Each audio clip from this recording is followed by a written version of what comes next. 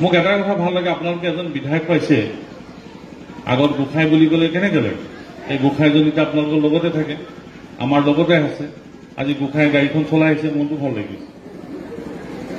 আৰু গোসাঁই বিধায়কে আপোনালোকৰ লগত সদায় কথা পাতি আছে।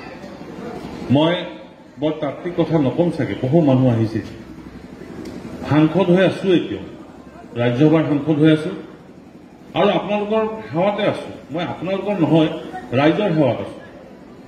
ৰাইজৰ সেৱাত আছো এইকাৰণেই যে আমি, আপোনালোকে যদি ভাবিছে এই বিধায়ক সাংসদ আমি আহিছো, পুলিচ আছে লগত, ডাঙৰ চবে চাৰ মোক ভাল লাগিলে এইটোৱে যে কৰবাত থাকিলেও সমষ্টিটোৰ কথা ভাবি থকা বিধায়ক আপোনালোকে যেন পাইছে।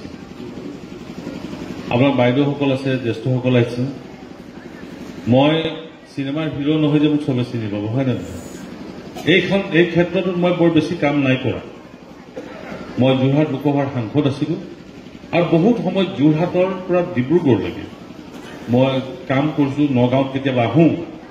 মই জিতু গোস্বামী ডাঙৰীয়াৰ নিৰ্বাচনৰ সময়ত মই সীমাঞ্চল জিলাত আমি বহুত ঠাইত প্ৰচাৰ কৰিছো। বহুত মোক এটা কথা ভাল লাগে, আপোনালোকে এজন বিধায়ক পাইছে, আগত গোসাঁই বুলি ক'লে কেনেকৈ লাগে? এই গোসাঁইজন এতিয়া আপোনালোকৰ লগতে থাকে, আমাৰ লগতে আছে। আজি গোসাঁই গাড়ীখন চলাই আহিছে, মনটো ভাল লাগিছে। আৰু গোসাঁই বিধায়কে আপোনালোকৰ লগত সদায় কথা পাতি আছে। মই বৰ তাত্বিক কথা নকম চাগে, বহু মানুহ আহিছে। সাংসদ হৈ আছো, এতিয়াও ৰাজ্যসভাৰ সাংসদ হৈ আছো আৰু আপোনালোকৰ সেৱাতে আছো। মই আপোনালোকৰ নহয়, ৰাইজৰ সেৱাত আছো।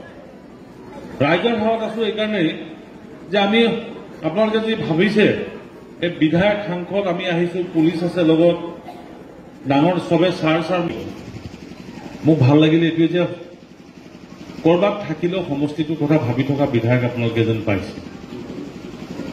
আপোনাৰ বাইদেউসকল আছে, জ্যেষ্ঠসকল আছে। মই চিনেমাৰ হিৰো নহয় যে মোক চবে চিনি পাব, হয় নে নহয়? এই ক্ষেত্ৰটোত মই বৰ বেছি কাম নাই কৰা। মই যোৰহাট লোকসভাৰ সাংসদ আছিলো আৰু বহুত সময় যোৰহাটৰ পৰা ডিব্ৰুগড়লৈকে মই কাম কৰিছো। নগাঁৱত কেতিয়াবা আহোঁ। মই জিতু গোস্বামী ডাঙৰীয়াৰ নিৰ্বাচনৰ সময়ত মই সীমাঞ্চল জিলাত আমি বহুত ঠাইত প্ৰচাৰ কৰিছো। বহুত মোক এটা কথা ভাল লাগে, আপোনালোকে এজন বিধায়ক পাইছে, আগত গোসাঁই বুলি ক'লে কেনেকৈ লাগে?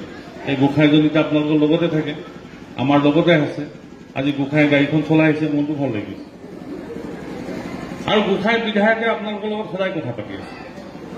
মই বৰ তাত্বিক কথা নকম চাগে, বহু মানুহ আহিছে।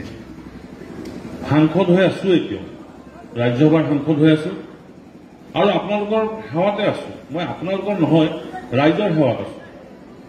ৰাইজৰ সেৱাত আছো এইকাৰণেই যে আমি, আপোনালোকে যদি ভাবিছে এই বিধায়ক সাংসদ আমি আহিছো, পুলিচ আছে লগত, ডাঙৰ চবে চাৰ মোক ভাল লাগিলে এইটোৱে যে কৰবাত থাকিলেও সমষ্টিটোৰ কথা ভাবি থকা বিধায়ক আপোনালোকে যেন পাইছে।